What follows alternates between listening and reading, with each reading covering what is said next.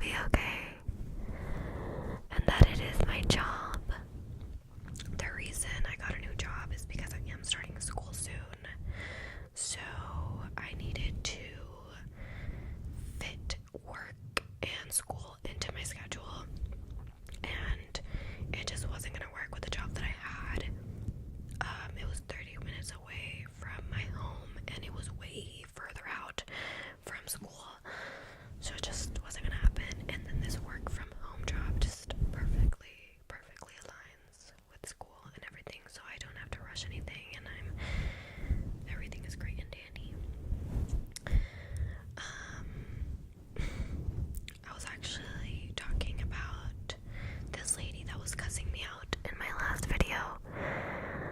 Literally on my first day out of training, we had 2 weeks. Not one, but two weeks of training, which I am so grateful for because I really needed that training because I had never done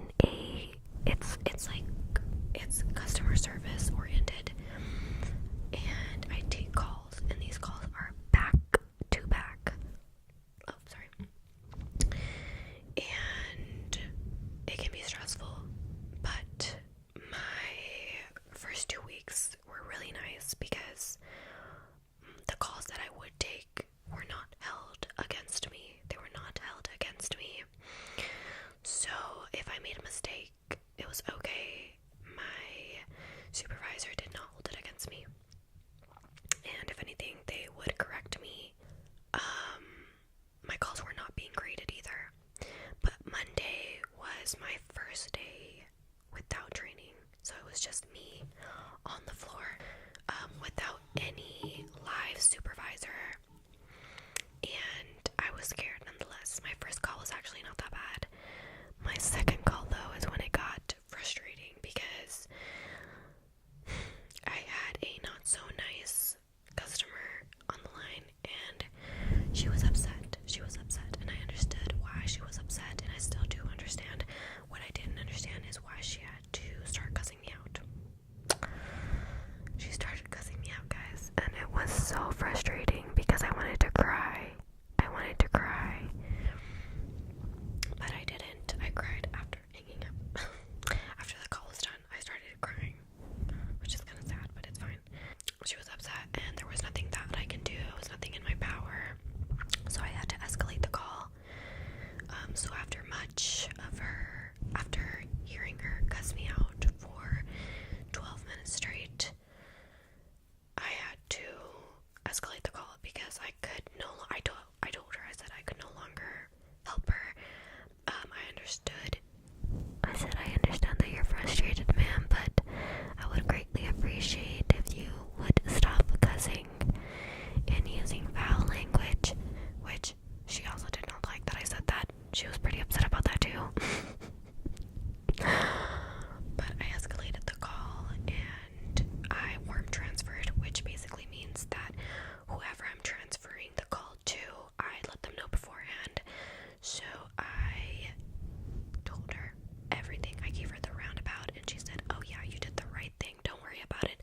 I'll tell her exactly what you said, because what you said was right. I was actually correct, which gave me peace of mind, because could you imagine if I was actually telling her the wrong things and I actually wasn't helping the situation, and then when I escalated the call, she actually got the help that she needed, I would get in so much trouble.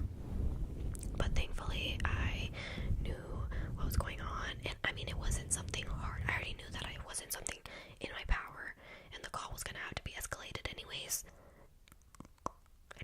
I asked if I could stay on the call while she was talking to the customer, and she let me, because I wanted to know what to say for future reference.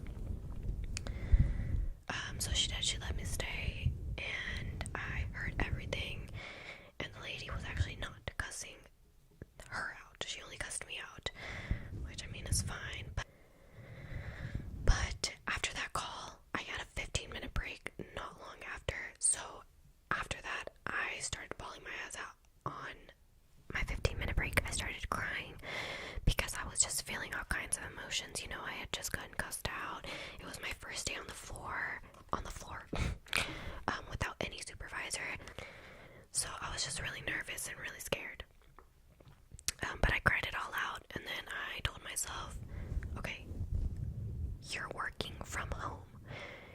You have the privilege to go back into your room, climb into bed, and rest for those 15 minutes and cry your eyes out. That's amazing. That's awesome.